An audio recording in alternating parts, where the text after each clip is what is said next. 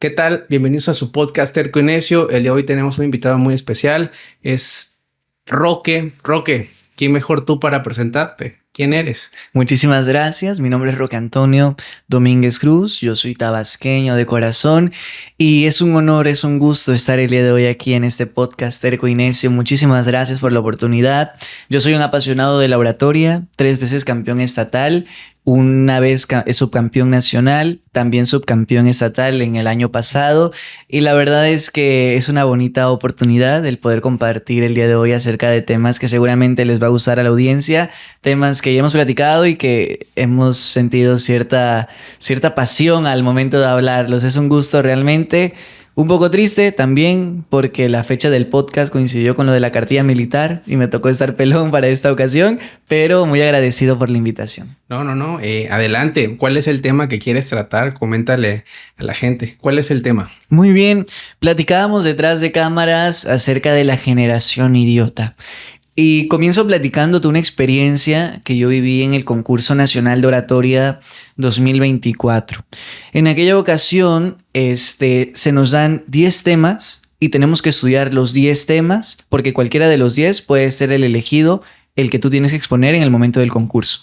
Uno de esos temas era acerca de la juventud y la política. Y entonces yo decidí tomar una frase, un término que me gustó mucho de un politólogo argentino que se llama Agustín Laje Arrigoni. Él decía que la generación actual era una generación idiota. Entonces yo comencé mi discurso diciendo: señoras y señores, ustedes y yo somos idiotas. Recuerdo todavía cómo algunos muchachos, era en Tlaxcala, algunos muchachos se voltearon a ver, algunos se quedaron pasmados porque los estaba insultando. Inclusive el jurado bajó las carpetas donde estaban empezando a anotar las calificaciones para verme. Sucede que de los 20 competidores solamente pasaban 5. Y entonces en la forma, en todo lo demás, mi discurso fue muy bueno. Sin embargo, al finalizar la primera etapa, yo no fui de los 5 seleccionados para pasar a la segunda etapa. Obviamente, yo me sentí un poco intimidado y decidí preguntar el motivo por el cual yo no había pasado a la siguiente etapa. Terminó el concurso, me acerqué al presidente del jurado y le pregunté por qué yo no había pasado a la siguiente etapa. Y él me dijo: lo que pasa es que tú llegaste a ofendernos. Y les dije: ¿en qué momento yo los ofendí? Y me dijo: desde el momento en que nos dijiste idiotas. Entonces yo le dije: pero yo le expliqué en el momento de mi discurso cuál era el significado de la palabra idiota. Ellos no le tomaron importancia que yo sí había explicado el significado de la palabra idiota, que no es un insulto, y decidieron, por dogma, eliminarme por completo de ese concurso. En lo demás, las calificaciones habían sido buenas, el modo, la forma, la expresión, demás. El único detalle había sido que no les gustaba el hecho de que yo les había llamado idiotas. El origen de la palabra. ¿Cuál es el origen de la palabra idiota? Griego, ¿no? Así es, la palabra idiota proviene de la antigua Grecia y era un término que se usaba para referirse a las personas que no les interesaba en lo más mínimo los asuntos de su polis, de su ciudad. O eran personas que se alejaban por completo de los asuntos políticos y se enfocaban solamente en en consumir, en el materialismo. Entonces, cuando yo hacía esta reflexión acerca de la generación idiota, lo decía desde el sentido en que los jóvenes del mundo actual no están interesados por la política. Están interesados únicamente por el mundo de la farándula, por las redes sociales, por el horóscopo, por cosas que no dejan absolutamente nada en la vida social del país. Bajo esa idea es que yo decido utilizar este término del politólogo argentino Agustín Laje. Y todo esto me lleva a seguir investigando, a seguir leyendo y demás acerca de la generación idiota. Y es cuando yo empiezo a investigar acerca de lo que yo le comentaba hace unos momentos, de que el jurado me había eliminado por completo por el simple hecho de que ellos consideraban la palabra idiota como un insulto. Ellos estaban tomando la palabra idiota como sinónimo de obtuso, ¿no? Exactamente. Corto de entendimiento, tonto, pero el origen real no es ese. ¿En qué momento se habrá tergiversado el significado de esa palabra? Pero si te pones a pensar, tiene un poco de lógica, porque alguien que no está interesado por las políticas de su país, es un tonto. Así es. Pero bueno. Totalmente cierto. Y justamente en ese sentido es cuando yo me doy cuenta de lo peligroso que es una persona necia.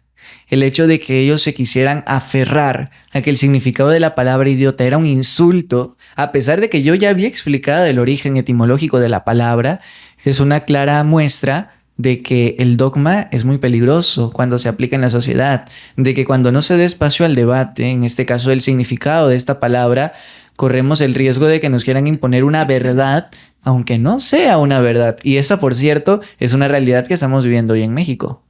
Es correcto. A mí se me viene a la cabeza las mañaneras de la presidenta o del presidente Claudia Sheinbaum.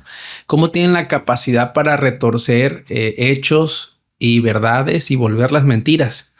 O hechos y mentiras volverlos verdades. Y la gente acepta sin cuestionamiento todos los días lo que este gobierno actualmente dice o hace.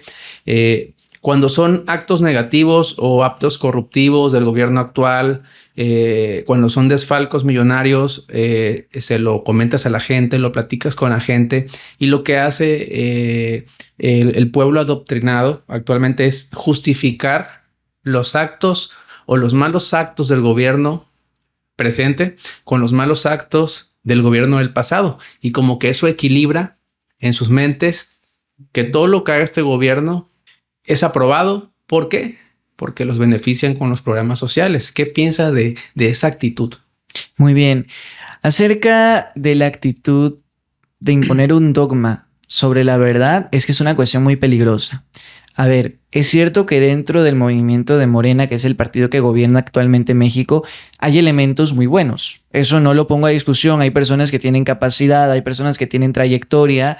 A mí me gusta mucho leer la historia de Andrés Manuel López Obrador aquí en Tabasco, el éxodo por la democracia, cómo trataron de hacer un cambio desde el inicio, cómo sentaron las bases, cómo la gente luchó aquí en Tabasco para un cambio, realmente que Tabasco haya sido la cuna del final de lo que un gran escritor llamaba la dictadura perfecta. Es impresionante.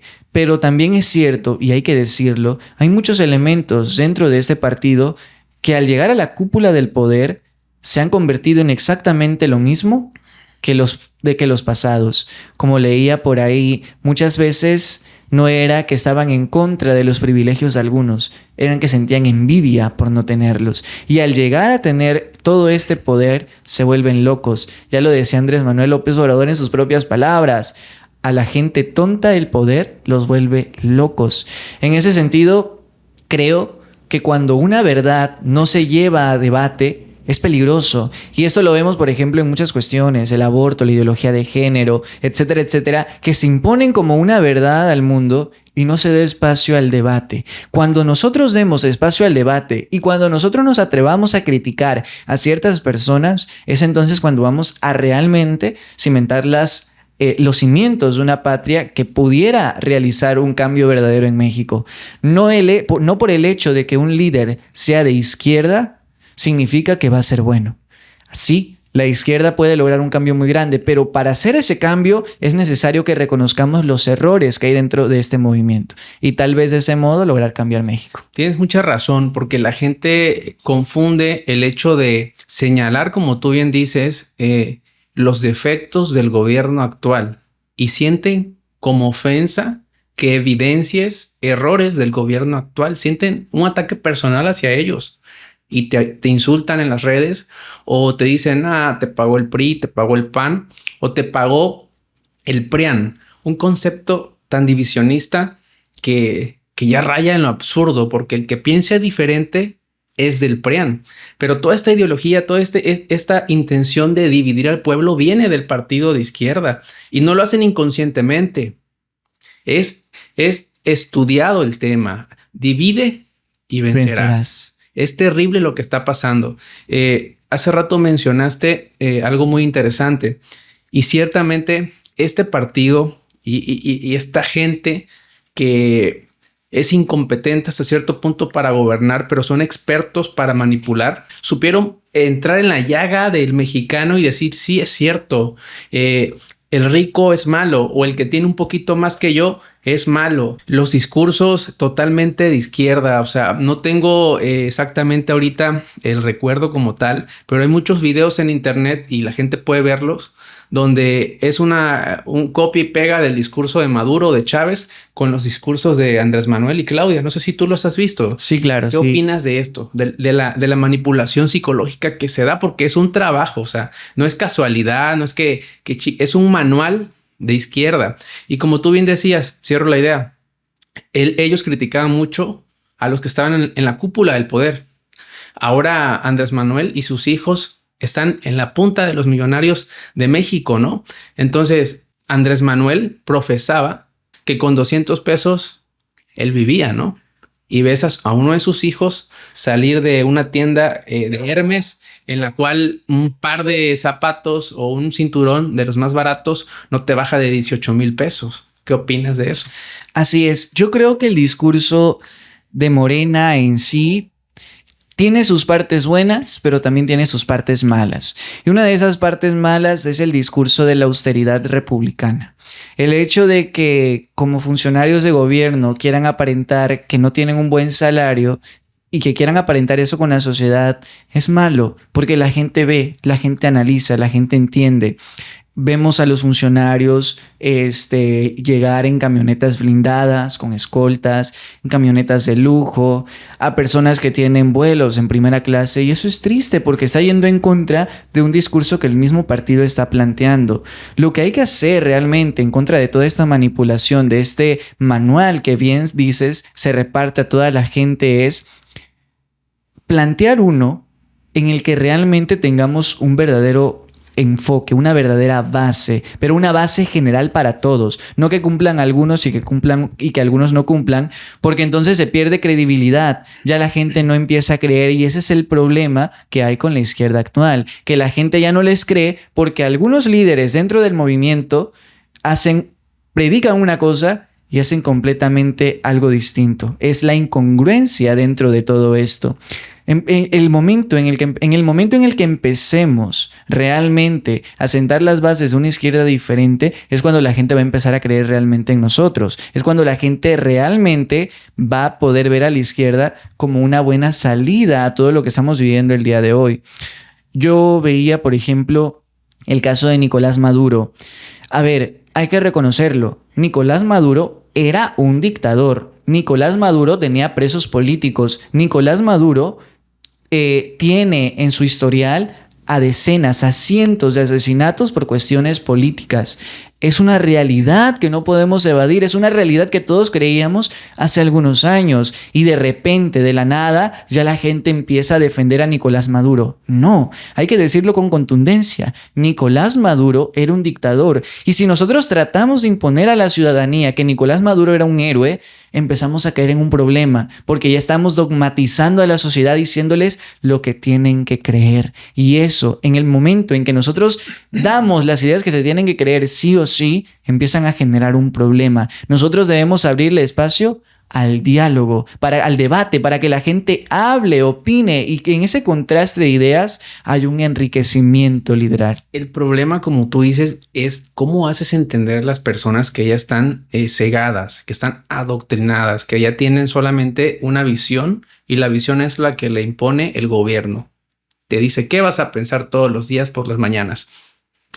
Es imposible que tú le des un ejemplo a las personas, a los ciudadanos, y les hagas específicamente una comparativa y decir, a ver, ¿qué cosas tiene parecido el gobierno de Venezuela con el gobierno de México? A ver, vamos a ver. Se han mantenido en el poder porque lograron generar una base electoral mediante el sistema clientelar. ¿Qué es el sistema clientelar? Los programas sociales. Llevaron a Venezuela a endeudarse por los programas sociales. ¿Qué otra cosa tienen en común el gobierno de México y Venezuela? Tenían mayoría en el Congreso. México también tiene mayoría en el Congreso. Impusieron y tomaron al Poder Judicial. ¿Quién controla el Poder Judicial en México? Morena. Todo el poder estaba en una misma fuerza política. ¿Y qué pasa cuando todo el poder está en una misma fuerza política? Cuando la existencia de los tres poderes es evitar que el Poder Ejecutivo no sea un dictador. ¿Qué pasa cuando toda la fuerza política está en las manos del presidente de la República o de la presidenta de la República. Cualquier antojo que se le ocurra, cualquier idea se va a hacer hecho, se va a hacer ley o se va a hacer decreto. ¿Y quién la va a cuestionar? Nadie. Es lo que pasaba con Nicolás Maduro. Lo que él decía se hacía. No había un contrapeso. ¿Qué opinas de esto? Es cierto, mira, yo me considero de izquierda y también a cierto grado apoyo los ideales que formaron al movimiento de Morena en un inicio. Yo me considero una persona tradicional dentro de la izquierda, conservadora dentro de la izquierda, porque creo en los valores iniciales, en los valores principales, pero creo que el camino que están tomando actualmente no es el correcto. Considero que hay cosas que se deben cambiar y cosas que se deben mejorar. Hay cosas que están muy bien en el camino en el que estamos llevando, pero hay cosas donde tenemos que tener una reeducación. Por ejemplo, en la cuestión de los programas sociales. Está bien si el gobierno quiere solventar dentro de los millones, de los billones que recauda de impuestos, quiera apoyar a un sector de la población que ha sido históricamente marginado. Está muy bien, pero hay que tener responsabilidad al momento de repartir esos ingresos, porque si estamos dándoles dinero a las personas, si el gobierno le está dando dinero a los sectores marginados, pero con eso México se está endeudando, entonces ya hay un problema muy grave. Ahí tocas otro punto, disculpa que te interrumpa. Mira, es muy importante lo que dices, porque los programas sociales son un derecho constitucional. Están plasmados en la Constitución, pero deben repartirse y administrarse con bases en los ingresos fiscales. Exacto. No con un criterio populista, que lo que pretende es lo que te explicaba hace rato, generar una base electoral para que cuando vengan las elecciones tengan el pánico de nos van a quitar los programas, el próximo partido que venga, ¿qué va a pasar? Y la gente vaya a votar por Morena, aunque el país esté endeudado, aunque los precios estén elevados, por ese segurito que tienen mensual o bimestral. También dentro de los programas sociales hay algo que a mí no me cuadra. O sea, yo no estoy en contra de los programas sociales, como te digo, pero con una buena gestión, una buena administración con responsabilidad, no con un criterio basura populista. Los programas sociales que benefician a las personas mayores de edad, mis respetos, están perfectos. Pero incentivar, en mi punto de vista, así lo veo, fomentar la mediocridad, no fomentar la cultura del esfuerzo en jóvenes de 18 a 29 años, darles ahora en el 2026 $9,500 mensuales, que es lo que gana un oficinista promedio con el sueldo mínimo. Es lo que termina ganando un oficinista que va a trabajar todos los días de 9 de la mañana a 5 de la tarde. Un joven se lo lleva sin esfuerzo. Y tú sabes que tal vez tenga un poco de buena intención el programa, pero tanto el gobierno como los ciudadanos sabemos que se presta para la corrupción. Vas con el dueño de la tienda, con el dueño de la empresa y te dicen, mira, no vengas, de los 9,500 son 6,000 para ti y 3,500 para mí, o 7,000 para ti y 2,500 para mí, y vámonos. Y es un dinero que no está funcionando porque el joven está feliz en su casa porque le va a caer dinerito, ya sabe que va a tener para beber, que para fumar, para comprarse un teléfono. No está fomentando la cultura del esfuerzo. Es terrible. Ahora, ok, eso es con el programa social de Jóvenes Construyendo el Futuro, así se llama, ¿no? Así es. ¿Cómo es posible que un joven fuerte, sano, en el mejor de los casos, reciba $9,500 mensuales y un discapacitado 3,200 bimestrales? Así es. ¿Qué opinas de eso? O sea... Sí, es totalmente cierto. También lo veía, por ejemplo, en la situación académica. ¿Cómo es posible que niños de primaria reciban $1,900, creo que es lo que reciben actualmente con la beca Rita Cetina, y no sea tan desigual con los jóvenes bachilleres o con los jóvenes de universidad? Yo creo, de nuevo, las ideas son buenas. Hay ideas buenas dentro de la izquierda actual. Hay ideas que se pueden mejorar. Esa es la base. Es cierto, hay ideas muy buenas, pero hay cosas que se pueden mejorar. Y si replanteamos de nuevo cómo impulsar todos estos programas sociales, seguramente van a tener un mayor beneficio para México. Como bien lo comentabas, todos estos jóvenes podrían tener una posibilidad maravillosa con todo este apoyo de dinero que se está dando a Jóvenes Construyendo el Futuro. Pueden usarlo, por ejemplo, para emprender, pueden usarlo para realizar diversas cosas. Sin embargo, se quedan en su casa acostados. Y es cierto, estamos alimentando una juventud idiotizada porque el gobierno les está regalando dinero. Sí, ciertamente igual conozco, no sé, de 10 jóvenes que reciben este programa, 2 sí los están aprovechando bien, pero los otros 8 jóvenes están haciendo con su vida lo mismo que si no recibieran el dinero. Y creo que peor, porque ahora tienen dinero para salir a beber, para dar la vuelta. El programa en sí no está mal. La cantidad de dinero se me hace cuestionable. Debería tener más filtro, ¿no?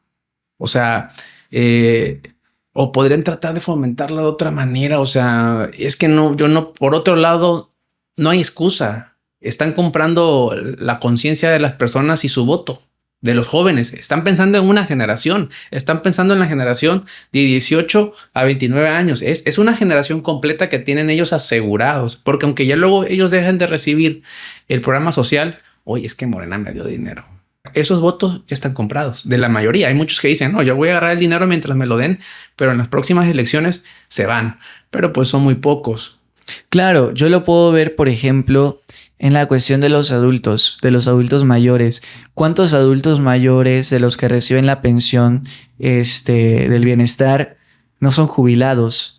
¿Cuántos adultos mayores que reciben la pensión no tienen a hijos fuertes, sanos y trabajadores económicamente estables que aparte les dan una muy buena cantidad de dinero? ¿Por qué no mejor hacemos esto? ¿Por qué no a estos adultos mayores fifís, como los llama la cúpula del gobierno, se les quita el apoyo y se les da a los adultos mayores que verdaderamente lo necesitan, a los adultos mayores marginados, a los adultos mayores indígenas, a los adultos mayores que realmente requieren de ese apoyo y que no tienen posibilidad alguna de salir adelante porque sus hijos los abandonaron, porque ya no tienen fuerzas para trabajar? A ellos hay que mejorar los apoyos. De nuevo, con responsabilidad financiera. No hay que dejar a México en la ruina solamente para regalar todo mediante apoyos sociales. Sí, tendría que hacerse un estudio socioeconómico más estricto, restablecer el objetivo del programa, ver cuántos jóvenes sí están trabajando, cuántos no. Pero es un problema ya sistemático porque cuando toca revisión o supervisión de, pues valga la redundancia, los supervisores que anden viendo que los jóvenes estén en las tiendas, en las empresas, en las áreas, en las oficinas donde están dando su servicio por el programa, ya está la mochada. O sea, hoy te avisan, va a venir el supervisor. Ok, ahí le das tanto. Y ya, hacen de la vista gorda. Y ese dinero lo estamos solventando en una parte con nuestros impuestos y en otra parte está generando deuda en el país, que es una realidad que está generando deuda. O sea, la deuda, el PRI la dejó en 10 billones y ahorita va para los 20 billones, si no mal recuerdo, en 6 años. Y la gente, tú le dices eso, sí, pero los otros también nos endeudaron, pero no nos daban nada. Deja de pensar en el pasado, vive en el presente, hermano, ¿no? Es terrible. Pues esto es lo que está haciendo la izquierda actualmente en México, ¿no? Así es. Y fíjate que todo este programa, todo este manual de la izquierda tiene un origen muy interesante. Se habla mucho, mejor dicho, se habla poco, muy poco, y mucha gente no lo sabe, del Foro de Sao Paulo, en Brasil. Este foro reunió a figuras muy importantes de la izquierda antigua, por ejemplo, entre ellos al dictador Nicolás Maduro Moro. Fue encabezado por Lula da Silva. Él es el presidente actual de Brasil y estuvo acompañado de Fidel Castro, quien fuera también dictador dentro de Cuba, de la isla cubana, y originario de la Revolución Cubana. Estos dos líderes plantearon un nuevo modelo de cómo se debía guiar la izquierda en toda América Latina. Después de que en 1991 cayera la URSS, tenían que buscar una nueva manera de conquistar a las personas, de encantarlas con una nueva ideología. ¿Por qué? Porque ya no servía la guerra de guerrillas, ya no servía el obrero contra el burgués, porque ahora nos estábamos expandiendo a nuevas ideas y necesitábamos conquistar a la gente de un modo diferente. Necesitábamos volver a modificar la estrategia con la cual podríamos, de cierto modo, encantar a la gente con nuestra ideología y no con la derecha. ¿Qué fue lo que plantearon? Ya no nos va a funcionar la guerra, ya no nos va a funcionar la guerra de clases. Hay que traerla ahora al presente y hay que modernizarla, hay que actualizarla. ¿Qué fue lo que hicieron? ¿Has escuchado en algún momento de la batalla cultural? ¿no? Ok. Te escucho. La batalla cultural es un término que realmente es muy nuevo, que consiste en conquistar la cultura para conquistar a las personas. Decía también Agustín Laje que la cultura es estructurada, pero también nos estructura a nosotros. ¿A qué me refiero? Estructurizante. La cultura nos hace, pero nosotros también hacemos a la cultura. Es decir, yo, por ejemplo, nací en México. Yo hablo español, pero si yo no hubiera nacido en México y nadie hubiera nacido en México, ningún idioma se hablaría en México. Entonces, yo hago a la cultura, pero a la vez la cultura también me hace a mí. ¿Cuál es el modelo que debemos tomar para conquistar a la gente? Apoderarnos de la cultura. Si nos apoderamos de la cultura, nos apoderamos de la gente. Y es entonces cuando entra la farándula, es entonces cuando entran las redes sociales, es entonces cuando entra la televisión, porque por ese medio podemos conquistar a la gente. ¿Qué otro recurso fue el que utilizaron? Vemos que empiezan a surgir en toda América Latina ciertos grupos de personas, digamos grupos minoritarios, grupos pequeños de gente que empezaba a demandar ciertos derechos. Por ejemplo, las mujeres empezaron a defender su derecho al voto, el feminismo. Los homosexuales empezaban a defender su derecho al matrimonio, a ser reconocidos, a ser respetados, el movimiento LGBTQ.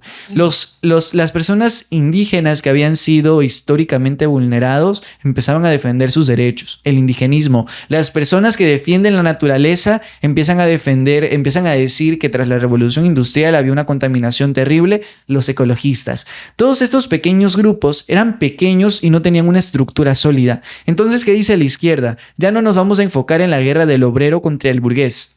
Ahora vamos a enfocarnos en la lucha de las mujeres, en la lucha de los homosexuales, en la lucha de los ecologistas y en la lucha de los indigenistas. Y eso está hasta ese momento muy bien, porque dentro del poder se les está dando la oportunidad de ser reconocidos de cierto modo, aunque con cierto interés, también es correcto decirlo, es válido decirlo. Se empieza a dar identidad a estas personas y una representación dentro del poder.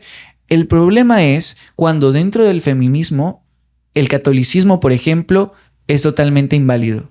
El problema es cuando dentro del ecologismo hablar de que las grandes empresas son las que más contaminan es totalmente inválido porque son las grandes empresas las que financian el movimiento ecologista. Cuando dentro del movimiento indigenista decir que ciertas tradiciones indígenas están vulnerando los derechos de una niña, por ejemplo, cuando un hombre de 60 años se casa con una niña que ya tuvo su primer periodo, que es incorrecto, eso no se puede decir. Entonces, cuando empezamos a ver que no se puede debatir dentro de todos estos movimientos, sino que se impone un dogma, es cuando empieza a haber un problema. Yo creo en la izquierda, pero en una izquierda que debate las posturas, que debate las ideas, porque de ese modo, de nuevo, podemos enriquecernos realmente, porque de ese modo podemos hacer crecer al feminismo. ¿Y qué es lo que pasa? Que al observar nosotros todos estos movimientos, ya no les perdemos credibilidad. Actualmente, una persona que está en contra del feminismo, ¿por qué estás en contra del feminismo? Porque están locas, porque son unas mujeres sin qué hacer. Pierden credibilidad por tratar de imponer una doctrina a la gente. Y esos son... Pierden credibilidad, sí, exactamente, claro, por el hecho de querer imponer un dogma. Hay que dejar el debate dentro de las escuelas. Las personas que estén en contra del feminismo, ¿por qué estás en contra del feminismo? No te voy a tachar por ser antifeminista. Vamos a debatir tú y yo y vamos a ver quién tiene las ideas más claras, quién tiene la razón dentro de todo esto. Y tal vez de ese modo, dentro del debate, podemos expandir todos estos grupos que son válidos, pero ya no desde una estructura del poder, sino desde una estructura social y empezar así a hacerlos realmente válidos. En resumen, el objetivo del Foro de San Paulo, ¿cuál era? En resumen. Reivindicar la izquierda en toda América Latina. Tras la caída de la URSS ya no les funcionaba la guerra. Tenían que buscar nuevos modos para poder conquistar a toda América Latina. ¿Y cómo fue? Mediante los movimientos sociales y mediante la invasión de la cultura.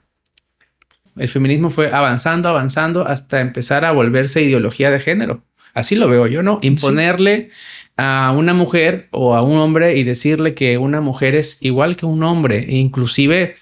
en la práctica sabemos que no. Y en la práctica en muchos trabajos, dependiendo, el hombre se ve perjudicado por ser hombre.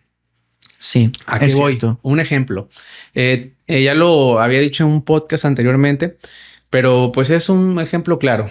Un amigo ingeniero fue a una empresa a pedir trabajo. Habían 2 vacantes. Una en campo manejando máquinas y otra en oficina. El de la oficina ganaba el puesto vacante en la oficina, iba a tener un mejor sueldo por unos cuantos pesos, ¿no?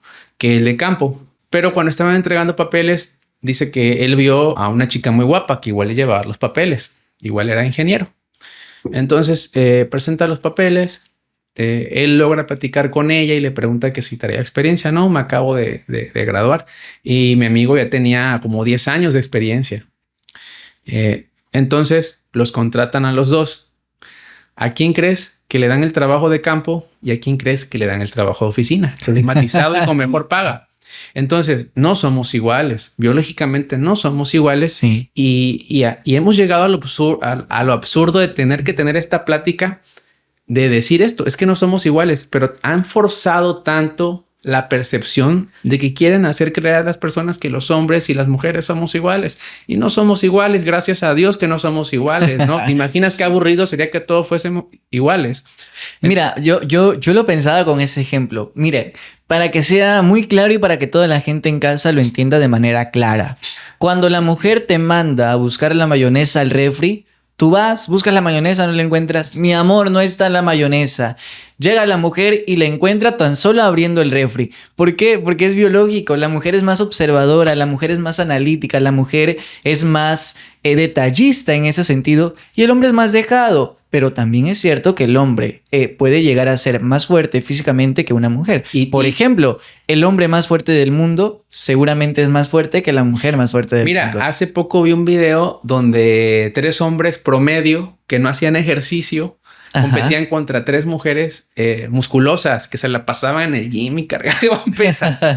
Hicieron prueba de condición, prueba competitivas de fuerza. En todas las competiciones ganó el equipo de hombre. En la única competición que no ganó el hombre fue a la hora de levantar pesas por las series. Pero eso es diferente. O sea, a lo que voy es que genéticamente no somos iguales. La mujer tiene otras virtudes, ¿no? Exactamente. Y en el momento en el que entendamos eso, es cuando vamos a comprender que lejos de ser un motivo de desigualdad o de machismo, somos un rompecabezas que se une de manera perfecta. El hombre con la mujer hacen una pareja increíble, uniendo las virtudes de una mujer con ciertos talentos y uniendo las virtudes de un hombre con ciertos talentos, es donde nace la pareja que puede lograr hacer un cambio realmente en la sociedad. No es discriminación, es una realidad biológica que tenemos que aceptar. De nuevo, acerca del feminismo, yo puedo decirlo aquí, soy feminista, pero del feminista que cree o que considera que el hombre no es igual que la mujer, porque eso no es desigualdad, eso es una realidad biológica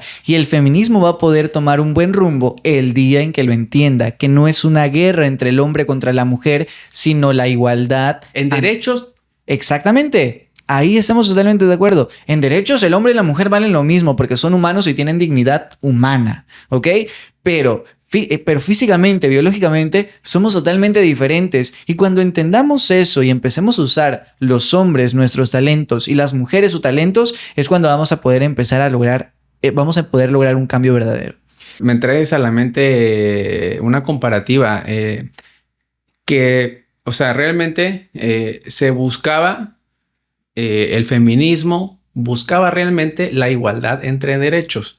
Ahora están buscando una igualdad de percepción ilógica, ¿no? Ilógica que se volvió, pues, la ideología de género. ¿Tú qué piensas de la ideología de género? ¿Sientes que es correcto que te obliguen a ver a un hombre como una mujer porque él se identifica como mujer? ¿Tú sientes que...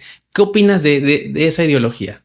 Ok, mira, de nuevo... Yo considero que todos los movimientos tienen una razón genuina de ser, pero que es importante que no se traten como dogmas, sino que se traten como temas de debate para enriquecernos. En la cuestión de la ideología de género, ante todo yo considero que el respeto es fundamental. Yo considero y trato con respeto a cualquier persona, sea homosexual, sea lesbiana, o en este caso que se identifique con otro sexo diferente al que biológicamente le fue otorgado. Considero, por ejemplo, que si un hombre viniera y me dijera es que yo me autopercibo como mujer y quiero que me trates como mujer, está muy bien. Yo con todo el gusto del mundo te voy a tratar como mujer porque así me lo pides, pero eso no te va a dar derecho a que trates de imponer esa idea en las escuelas a niños que ni siquiera tienen una formación biológica todavía. Mira, ok, ¿quieres que te hable como mujer? Ok, te hablo como mujer, pero realmente para mí eres un hombre. Discúlpame, pero te voy a tratar como mujer. ¿O qué quieres? Te trato como loquito. Ok. Es cierto. Pero sí. O sea, una cosa es ser tolerante y respetuoso. Otra cosa es que te quieran imponer una realidad absurda, ¿no? Exacto. Es totalmente diferente el hecho de que tú solicites algo a que tú quieras imponer algo.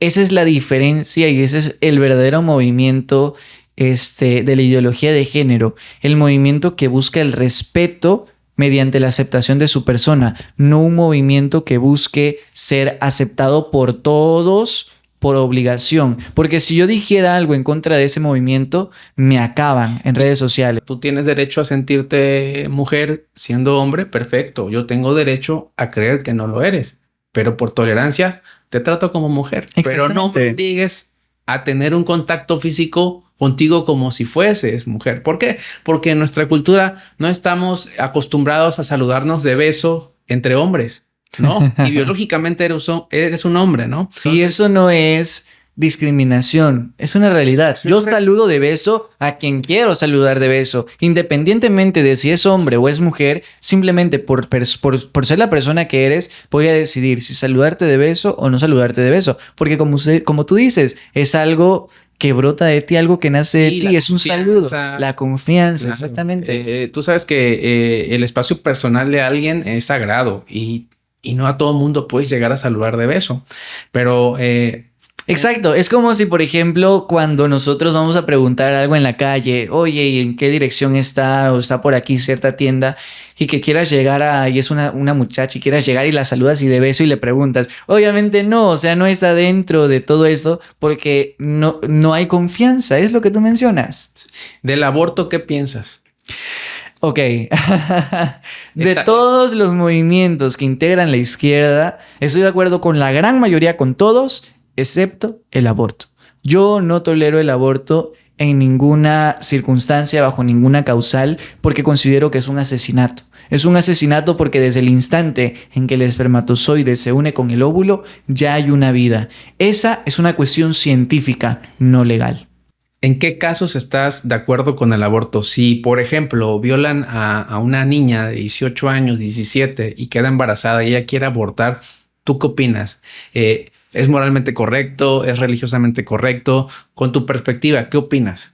Fíjate que unes algo muy interesante, la moral y la religión, pero también podríamos añadir la cuestión social.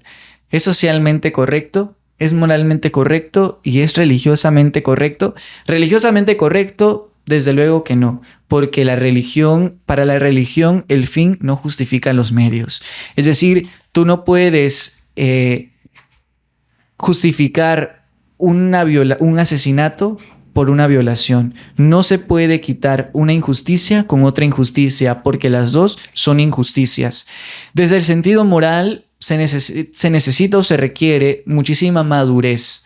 Una persona, como lo platicábamos detrás de cámaras, una persona que definitivamente no tiene ninguna formación religiosa, ninguna formación educativa, con una familia que le haya dado valores, que le haya dado amor, una persona que fue criada con resentimiento, con odio hacia todos, obviamente nunca va a estar dentro de sus planes tener a un hijo que fuera producto de una violación. Pero una persona que tiene valores, que tiene un fomento religioso desde la familia, que fue criada con amor, que fue criada con mucha delicadeza, logra ver más allá de la situación que está pasando. Y esa situación es que el bebé que lleva en su vientre no es el culpable. El culpable es el violador que provocó ese aborto, esa persona que está ahorita en gestión. Exactamente. En ese sentido, vemos que al momento de querer imponer la agenda del aborto, nos estamos desviando de la causal principal, que es el violador. Es similar a la eutanasia. ¿Por qué se quiere legalizar la eutanasia? Porque de ese modo nos ahorramos millones de cuidados paliativos. De ese modo nos ahorramos millones en tratamientos a enfermedades que no tienen cura. De ese modo nos ahorramos millones para investigaciones para tratar de resolver estas enfermedades que se cree no tienen cura. De nuevo, es simplemente una cuestión que está mal enfocada. No debemos atacar la consecuencia de la violación, porque entonces el violador va a seguir libre, va a seguir violando gente y van a seguir produciéndose abortos. La solución no es el aborto, la solución es capturar al violador. Y si el violador convive con una persona o con una menor de edad, al eliminar al feto en gestación, al producto, se elimina la única prueba visible ante la sociedad de que esa persona es un violador. Entonces debemos tener otro enfoque totalmente distinto acerca del aborto por violación. Por ahí traías unos datos del porcentaje de abortos justificados por violaciones. Es muy bajo. ¿De cuánto es el porcentaje? Así es. Menos del 1.5% en países históricamente abortistas. Por ejemplo, Estados Unidos, Australia, Canadá. Países que desde hace muchísimos años tienen legalizado el aborto, tienen tasas por aborto de violación muy baja, menos del 1.5%. Y es interesante porque la mayoría de las personas que defienden el aborto tratan de imponerlo por la cuestión de la violación. Nunca te dicen, es que qué tal que una mujer que tuvo un accidente al momento de tener relaciones sexuales no tuvo protección y eso provocó que pues se embarazara, no quiere tener al niño. Nunca te van a poner ese ejemplo porque deja a la mujer como irresponsable y al hombre como un irresponsable también. Ellos te van a poner el ejemplo de la niña que fue violada por su propio padre, que es ciega, que no camina, que es indígena, que no habla español. Mientras más problemas tenga esa persona, más justificados para ellos es el aborto. Pero realmente la tasa de aborto por violación es sumamente baja, menos del 1.5%. Y en México ha avanzado mucho todas estas leyes pro aborto, cuando no hay una forma de medir, me estabas diciendo, cuántos de los abortos que se han practicado en México son por violación, porque no registran las causales, ¿no? Así es. Los datos que yo te doy son de países históricamente abortistas, Estados Unidos, etcétera. Pero realmente en México, cuando una persona llega a hacerse un aborto, no se le pregunta la causal, simplemente se le hace el aborto y ya. Y eso es preocupante, porque qué tal, de nuevo, el caso de la niña que su propio padre es su abusador, que llegan, le produce el aborto al menor de edad, y entonces ya ahí hay un problema. No se está preguntando la causal, simplemente se está realizando porque sí. Y más aún cuando hay un debate de si los menores de edad pueden abortar por sí solos sin necesidad de la autorización de sus padres. Es preocupante. ¿En qué casos es aceptable el aborto? Yo soy pro vida. Y dentro de los pro vida, la única causal que es aceptable es, bueno, son dos: el aborto indirecto y cuando la vida de la mujer está en peligro. Porque el lema principal del movimiento pro vida es salvemos las dos vidas. Y obviamente, si la madre tiene que someterse a un aborto sí o sí, porque si no va a morir, obviamente vamos a estar de acuerdo en que se produzca un aborto. ¿Por qué? Porque si no se hace, pueden morir las dos personas y entonces ya no salvamos ni una. Lo que queremos es salvar la mayor cantidad de vidas. ¿Cuándo se puede producir, por ejemplo, un aborto indirecto? Una mujer que tiene cáncer. Una mujer que tiene cáncer y que está embarazada y que le dicen, es que si nosotros le aplicamos la quimioterapia, el bebé puede morir. Y la mujer corre el peligro de morir si no se le aplican las quimioterapias. Y si el producto o el feto viene con síntomas de síndrome de Down, tampoco lo aceptas. Tampoco lo acepto. Eso se me hace muy cruel, ¿eh? O sea, te dicen, no, pues el niño tiene problemas, va a venir con síndrome. Tienes la posibilidad de abortarlo y muchas parejas lo abortan. Y ha pasado que le dan ese diagnóstico y el niño nace sano, ¿eh? Es terrible. Es cierto, es cierto. Y mira, y con lo que tú estás tocando, también entra el lado feminista o el lado de la mujer que dice, pero yo puedo hacer con mi cuerpo lo que yo quiera, ¿no? Si yo quiero abortar, aborto. ¿Qué opinas de ese punto? Muy bien. La libertad de una persona es libertad hasta el momento en el que topa la libertad de otra persona. Los límites de mi libertad son la libertad de la otra persona. Es cierto que está dentro de tu cuerpo, pero no es tu cuerpo. Estamos hablando de un ser humano en gestación que ya tiene un ADN totalmente distinto al tuyo. Alguien que ya no eres tú. Es otra persona dentro de ti. Es cierto. Ser vivo. Exactamente. Es un ser humano. La Academia Nacional de Medicina de Argentina y todos los científicos realmente coinciden en que el inicio de la vida es en el momento en que el óvulo se une con el espermatozoide. Desde ese momento ya hay un ser humano. Ahora bien, ya hay vida. El debate realmente es si podemos considerar persona al feto en gestación. Ese es el debate porque ya ahí no entran cuestiones realmente médicas, sino más cuestiones legales, filosóficas, etc. Y ese es el debate que de nuevo deberíamos plantear. En la cuestión de los muchachos, de los niños que nacen con síndrome de Down o con alguna malformación genética, es muy cruel porque estamos discriminando a una persona simplemente por la malformación que tiene. Y es curioso que sean los mismos organismos que estén en contra de la discriminación, los mismos que propaguen la idea del aborto cuando una persona con una malformación viene en gestación. Es triste, es lamentable. No, igual, a las 3 semanas se forma el corazón del feto es un humano. Así es. Pero mira, ahí sí discrepo en el punto de las mujeres que fueron violadas. Yo creo que lo ideal sería que obviamente no hubiesen sido violadas, ¿no? Pero pues las que ya fueron violadas y quedaron embarazadas, ahí sí a voluntad. O sea, haz lo que tú creas correcto.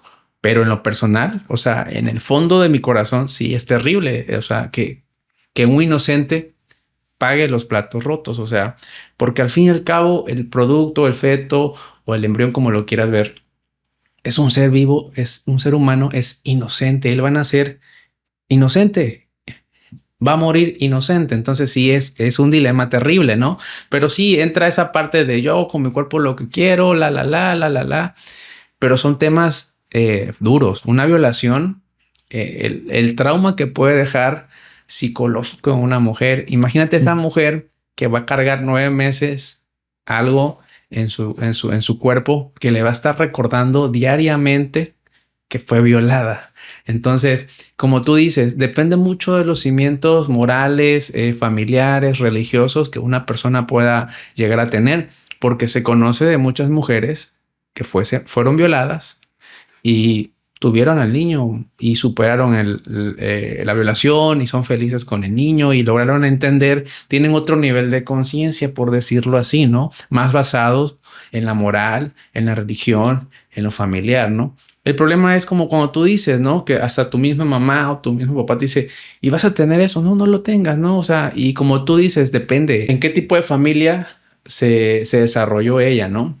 Pero sí es un tema súper delicado. O sea, yo en lo personal, no sé cómo decirlo, si mejor me hago de la vista gorda, no veo, haz lo que tú quieras, porque es terrible. O sea, son 2 actos, una violación y un aborto. Por eso son 2 actos espantosos. O sea, exactamente. Y mira, mucho se habla así del síndrome que puede llevar una mujer por la cuestión de la violación, pero poco se habla de que una mujer tras un aborto puede sufrir el síndrome posaborto, en el que la mujer escucha el llanto de un bebé. qué horrible. Es horrible, es horrible. Y sin embargo, eso no se trae dentro del debate, eso no se menciona. Y yo sí estaría en desacuerdo con lo que menciona al momento de decir, por ejemplo, me hago de la vista gorda, no veo. Porque yo creo que en el momento en que nosotros callamos ante una injusticia, empezamos a hacernos parte de ella. Y poco a poco nosotros también vamos siendo parte de esa injusticia. Por ejemplo, yo veía un caso, está un poco lejano a esta situación, pero en las elecciones de Venezuela me parece que fue Hugo Chávez el que ganó porque la mayoría de personas pusieron su voto como nulo. Y al momento de que fue mayor la cantidad de votos nulos que la votación de Hugo Chávez. Y sin embargo, por esta gente que votó nulo, fue que llegó Hugo Chávez al poder y se instauró una dictadura en Venezuela. Entonces, desde el momento en que nosotros damos voto nulo o nos hacemos indiferentes a todas estas situaciones, provocamos que se hagan persistentes dentro de nuestra sociedad. Entonces, Es cierto que es difícil y es un tema muy difícil, sobre todo porque, por ejemplo, para mí es fácil hablar, en el sentido de que yo no viví la violación, de que yo estoy muy lejos y que nunca realmente voy a poder vivir eso porque yo no soy mujer y Puedes nunca... embarazar. Exactamente, no me puedo embarazar, nunca lo voy a vivir.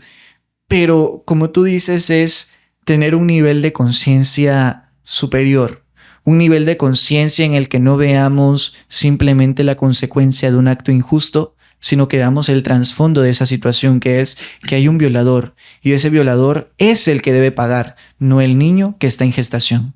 Ciertamente, o sea, entiendo tu punto, lo entiendo desde el punto de vista que lo ves y desde el lado humano también.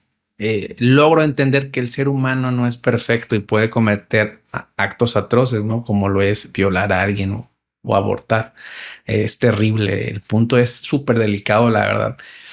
Qué valientes las mujeres que tienen a un hijo producto de una violación, ¿no? El nivel de entendimiento que tienen que tener de la vida en general. O sea, no juzgo a quien aborta a un inocente por ser, por haber sido abusada, porque decir violada creo que nos va a tachar el algoritmo, ¿no?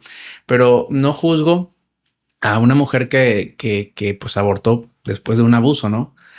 Pero mis reconocimientos para las mujeres que fueron abusadas y decidieron tener al niño o a la niña, al producto que haya nacido, porque como te digo, o sea, la conexión que tienen con el cosmos, con la vida, con el entendimiento de lo que es el ser humano, la religión. O sea, tiene que ser una persona con un nivel de conciencia muy importante, ¿no? Para decir, no, lo voy a tener, quien está dentro de mí no tiene la culpa, lo voy a amar, lo voy a educar. O sea, te imaginas, es mi respeto para alguien que piense a ese nivel. Y el problema es que muchos no tienen ese nivel de conciencia.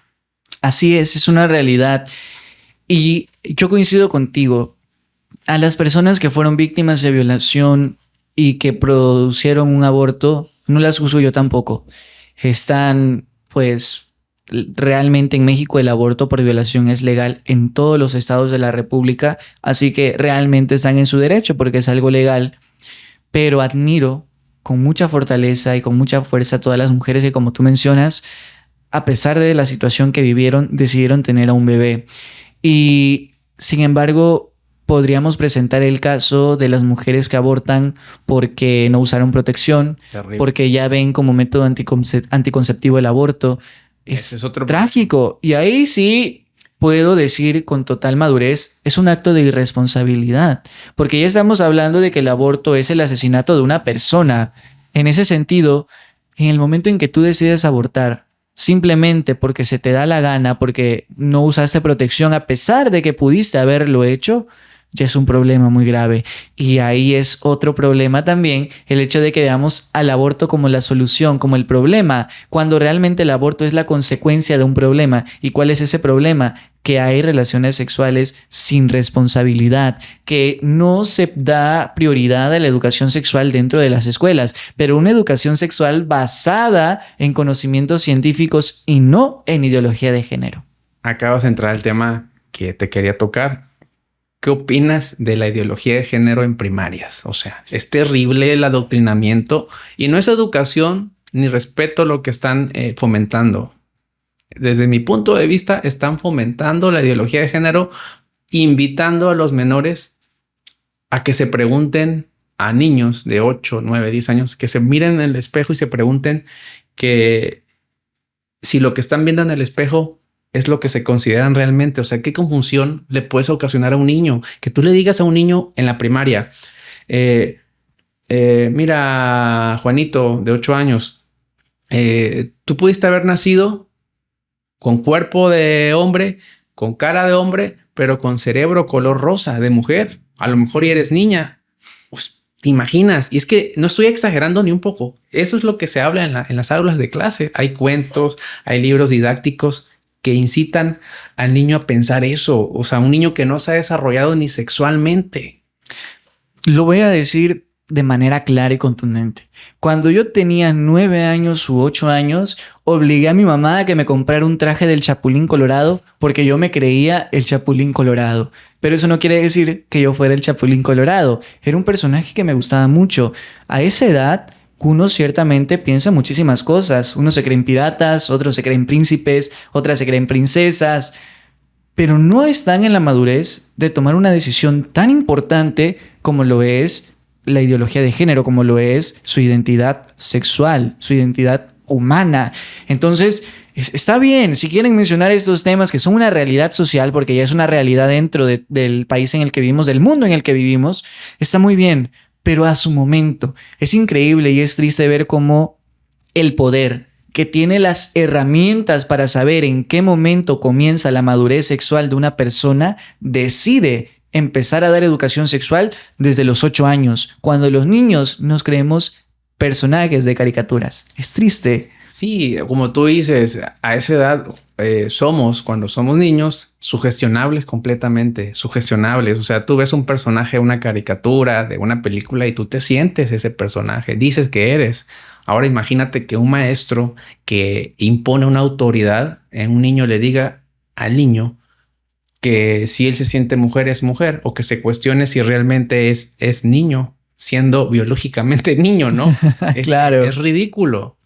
Es una decisión muy importante. El hecho de construir una identidad sexual es una decisión muy importante porque cambia por completo la forma en que el mundo ve a una persona y cambia por completo la forma de ver de esa misma persona el mundo. Claro. Es una decisión que no se puede tomar a una edad tan corta como los 8 o 9 años. Yo veo a mi hermanito, él tiene 10 años, y él lo único que le preocupa en este momento es que sus juguetes no se rompan.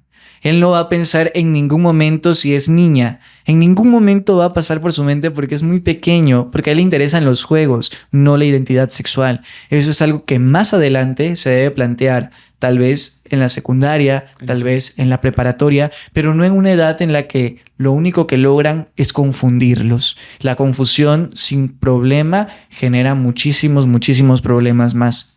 ¿Qué otro tema tendríamos por ahí? Bueno, como tú dices, o sea, se sabe que la madurez sexual, los humanos, niñas y niños, se alcanza alrededor de los 17 y 18 años. O sea, ok, no quieres esperar hasta que entre a la universidad los jóvenes. Ok, bueno, toca hacerlo en 5º semestre de preparatoria, empieza a hacerlos a tocar en 3º de secundaria, ya a una edad en que realmente a esa edad la hormona de los niños y las niñas andan a tope, andan en ebullición, ¿no? Empiezan a explorar su cuerpo, empiezan con la masturbación. Toca esos temas ahí. ¿Por qué lo haces con un niño de 8 años? ¿Qué ni vello púbico tiene? O sea, ¿de qué se trata?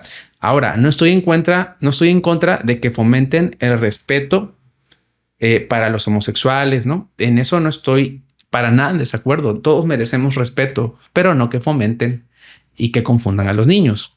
Es donde entramos en lo mismo que habíamos mencionado con anterioridad. El problema que está logrando que la derecha se apodere de toda Latinoamérica es que la izquierda ha instaurado como dogma las verdades que tenemos que aceptar. Y si no estamos de acuerdo con eso, somos enemigos del sistema. Ese es el problema. Ya ves, yo te platicaba el ejemplo del aula de clases. Imagina que entras a una clase muy importante y el maestro te dice: todo lo que yo diga es nada más y nada menos que la verdad. Y de repente llega otra persona y te dice: si vienes conmigo, yo sí te voy a dejar que dudes, que preguntes, que cuestiones, que debatas. Obviamente, aunque esa persona no tenga la razón o si la tenga, no importa.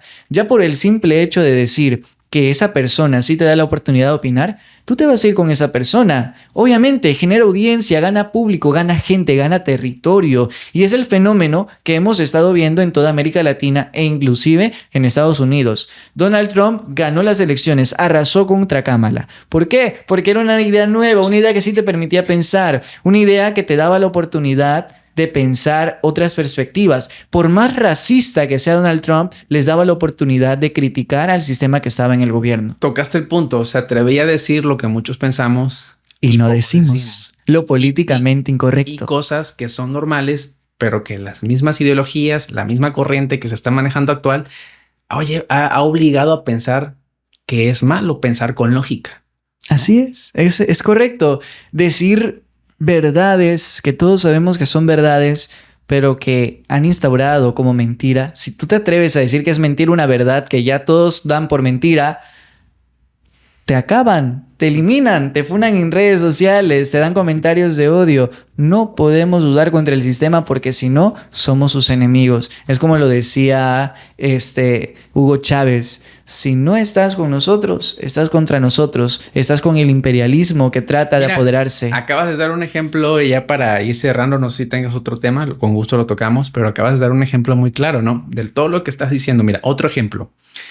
Sucede la manifestación de la generación Z el 16 de noviembre, si no mal recuerdo, el Zócalo. Gente que se movió, la mayoría por su propia voluntad, por inconformidad con el gobierno actual de Morena. Fue un movimiento real, que se metieron políticos y que por eso lo quisieron desvirtuar. La presidenta en las mañaneras es estrategia política, es tratar de modificar la percepción de lo que realmente en ese entonces se estaba mostrando. Inconformidad total de muchas personas, de madres buscadoras, de familia de secuestrados, de asesinados, de desaparecidos y muchas más. En la muerte de Carlos Manso igual agitó mucho a la gente. Pasa esta manifestación y la cuestionan en las mañaneras, ¿no? Y hay algo que recuerdo mucho que dice, no nos vamos a dejar intimidar, no nos van a hacer dudar, o sea, parafraseando, ¿no? El pueblo es primero, el pueblo y el pueblo. ¿Qué mensaje te da ahí que la gente no capta? El pueblo es el sumiso, el adoctrinado, el que no cuestiona, el que no pide soluciones y el que investiga, el que cuestiona, el que alza la voz, no es pueblo. Es lo que acabas de decir. ¿Y sabes qué es lo peor? Que no lo dijo conscientemente. Fue lo que piensa desde el fondo de su ser. Porque si hubiese querido dar un discurso consciente, dice, no, ni un pésame, ni unas disculpas, ni unas condolencias por los ciudadanos que fueron golpeados. No, su discurso fue el pueblo es primero y por el pueblo estamos y el pueblo. Y aparte ya la palabra pueblo, hermano, está trilladísima. Puedes decir la nación, los ciudadanos, el electorado, el gobernado, el pueblo. ¿Por qué? Porque es el término que la gente lo hace sentir orgulloso. Sí, somos del pueblo, se identifican, ¿no? Es terrible, ¿no? Sí, totalmente. Mira, el discurso que están utilizando puede ser su propia causa de muerte. El discurso que están utilizando va a ser el motivo por el cual Morena pueda caer en México. El hecho de que estén excluyendo al sector de la sociedad que está en contra de ellos ya es un problema. Porque ya no les estás dando oportunidad de convencer a la gente que no está de acuerdo con el movimiento, sino que los estás excluyendo por completo. El día que Morena comprenda eso es cuando realmente va a poder tener todo México realmente, porque es cierto, hay mucha gente que empieza a descontentarse con Morena, con el partido en el gobierno, es una realidad, porque los están perdiendo. ¿Por qué? Porque en el momento en que tú te sales del electorado de Morena, te conviertes automáticamente en enemigo.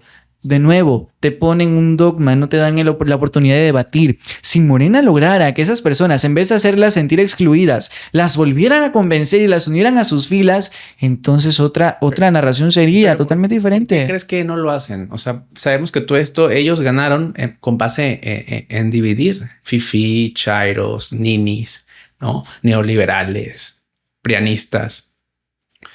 Yo en lo personal creo que no les interesa. Porque saben muy bien que tienen una base electoral muy grande con los programas sociales, con los burócratas, con los familiares de los que reciben programas sociales, que minimizan al sector que está inconforme. Y eso va a ser su pérdida. Eso va a ser el motivo por el cual, como tú dices, los lleve a empezar a ver la realidad en la que está el país. Porque, o sea, es que mira, de 10 personas con las que platico, 9 están hartos del gobierno de Morena y son unos cínicos, son peores que el PRI. Y uno dice, no, pero es que están dando programas sociales. Mi realidad, bajo la que yo vivo, bajo la percepción que tengo, es que la gente está inconforme, ¿no? Mira, los morenistas deben empezar a rectificar el camino que están llevando. porque ciertamente es una realidad que en México mucha gente empieza a descontentarse contra Morena. Es una realidad. Sin embargo, deben volver a las bases originales, deben volver a la lucha contra el poder, que tanto criticaron. Es que ya no pueden porque ahora ellos son el poder. Claro, pero en el momento en que se usa el poder para algo bueno, para beneficio de la gente, se da una diferencia. Hay una diferencia entre poder y entre el elitismo que gobernaba antes. Yo veo a cierto personaje de Morena de las más altas cúpulas del poder que actualmente se da una vida de lujos, en vuelos de primera clase. Es triste porque las bases de Morena son precisamente otras. Son la honestidad y el amor y el cariño a la austeridad republicana. En ese sentido, ¿por qué entonces estas personas se dan vidas de lujo si están predicando que deben vivir con la austeridad republicana? Tengo la respuesta.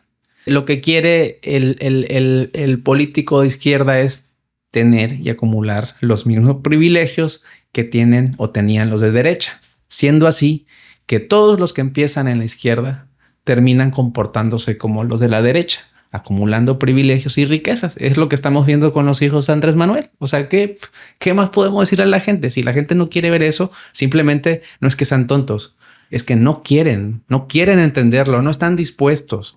O sea, se los explicas con peras y manzanas. Le dice, mira, lo que está pasando es lo que pasa en el gallinero. Cuando van a pasar por los huevos de oro, el que cuida las gallinas tira el maicito al piso, que son los programas sociales. ¿Qué hace el pollo? ¿Qué hace la gallina? Traga polvo y picotea el maíz. Mientras el político pasa por los huevos de oro. Es lo que está pasando con el presupuesto, con el petróleo. Es lo que el huachicol fiscal, combustible de contrabando. O sea, y la gente no se atreve a opinar nada porque dicen, es que Morena nos apoya. Ahora, este gobierno actual roba con el permiso del pueblo. Y el pueblo se hace de la vista gorda. ¿Por qué? Porque les están dando migajas. Les están tirando maicito al piso. Eso es la realidad, ¿no? ¿O cómo lo ves? Sí, mira, es complicado de nuevo. Es un asunto que se tiene que ver desde muchas perspectivas. Obviamente no solamente desde una, pero sí es realidad y es muy cierto el hecho de que cuando una persona que toda su vida ha vivido resentida llega al poder y prueba las mieles que les da la cúpula, obviamente enloquece. Como lo decía Andrés Manuel, cuando el tonto llega al poder, enloquece. Y eso es precisamente lo que se debería evitar, pero que se ha convertido en una realidad dentro del partido. Sí, lo acabaste con esa frase. Cuando el tonto llega al poder, se embrutece. Así dijiste, ¿no? Sí, se vuelve loco por el poder, exactamente. Es lo que ve todo lo que no ha tenido en su vida y quiere gozarlo todo. Entonces, es triste. Es triste. ¿Algún tema para terminar? ¿Alguna idea? Ya tenemos la hora 15 minutos. ¿Algún temita? No, creo que está bien. Perfecto. Sí. Bueno, pues ha sido uno de los episodios que más he disfrutado. Gracias por regalar tu tiempo, por venir a exponer el tema que te intriga. Esperemos y no sea la primera y la última vez que vengas, ¿no? Muchas gracias. Ahí vamos a preparar algún tema más, ¿no? Hay mucha tela de donde cortar en la actualidad. Pues sería todo. Hasta luego. Muchísimas gracias y ha sido un gusto estar con ustedes. Gracias por la oportunidad. Terco y necio. Hay que ser tercos y necios para poder hacer un cambio. Si no, si nos unimos todos a la misma idea, nunca vamos a cambiar nada. Claro. Terco y necio. Hasta luego. Hasta luego.